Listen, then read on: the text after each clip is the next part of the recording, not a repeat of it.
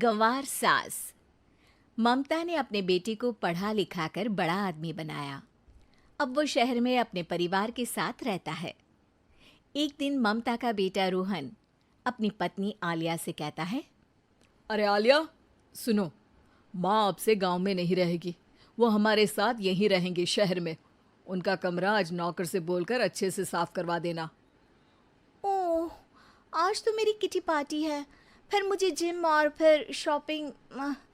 ठीक है, कल करवा दूंगी।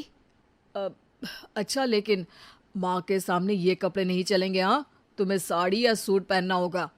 अरे बिल्कुल भी नहीं। मेरे मम्मी पापा ने इतना पैसा लगाकर शादी इसलिए नहीं की थी कि मैं अपनी मर्जी के कपड़े पहन ओढ़ भी ना सकूं। अरे चलो, गुस्सा मत हो, लेकिन कुछ दिन तो माँ की खुशी के लिए कर सकती हो ना। लेकिन आलिया मानती नहीं। माँ आती है सिंपल सी साड़ी, झोला और चप्पल पहनकर। अरे रोहन, मैं इनके साथ कैसे रहूंगी? मेरी फ्रेंड्स क्या कहेंगी? ये तो पूरी गंवार लग रही है।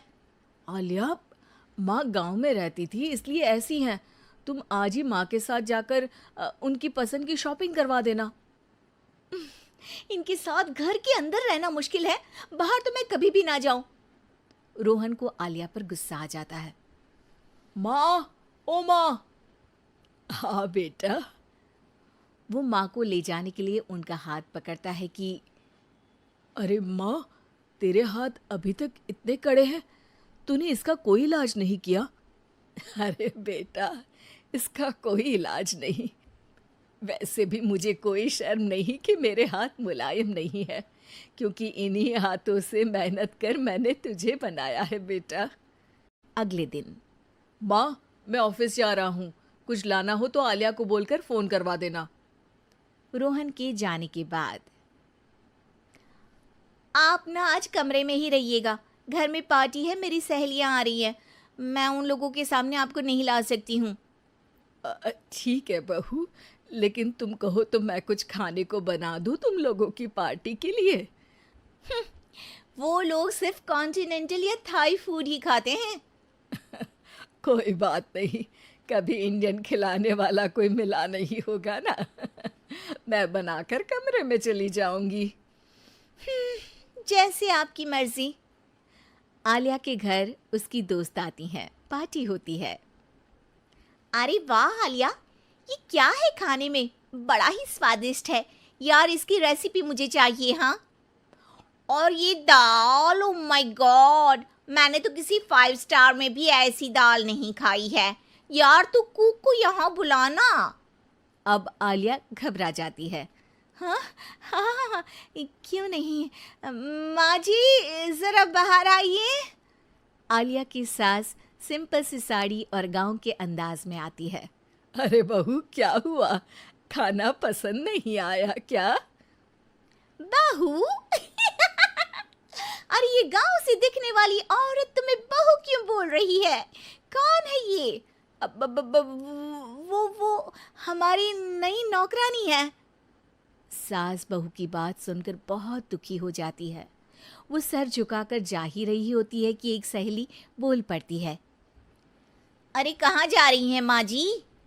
वो उठकर उनके पैर छूती है। जीती रहो बेटा। क्या है ना, आपकी शक्ल बिल्कुल मेरी माँ जैसी है। पता है आलिया, मैं शहर पढ़ने आई और फिर शहरी हो गई, लेकिन मेरे माँ पापा तो आज भी गांव में रहते हैं, बिल्कुल इनके जैसे ही हैं। आप यहाँ बैठिए ना आंटी, आप सच में बड़ी खूबसूरत है और आपके हाथ का खाना तो लाजवाब है। काश ये मेरी सास होती। सभी सहेलियां सास को घेर कर बैठ जाती हैं और उनसे खाने की रेसिपी पूछ रही होती है कि तभी घर की बेल बजती है और रोहन आता है। अरे क्या बात है, आज आप लोग हमारे घर में? और ये लोग तो मुझे आलिया से ज्यादा माँ की सहेलियाँ लग रही हैं।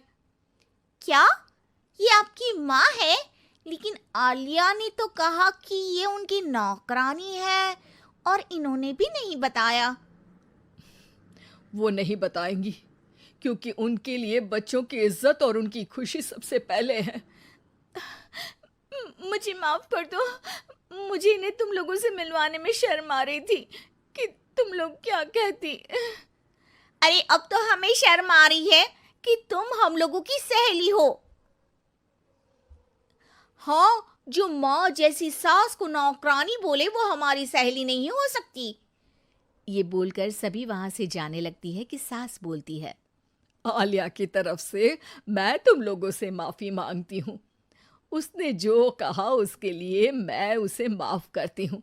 अब तुम लोग भी उसे माफ़ कर दो, क्योंकि अगर तुम लोगों ने उससे दोस्ती तोड़ी तो फिर मेरे हाथ का खाना कैसे खाओगी? नहीं नहीं आंटी, जरूर आएंगे, लेकिन अब आलिया की नहीं बल्कि आपकी सहेली बनकर।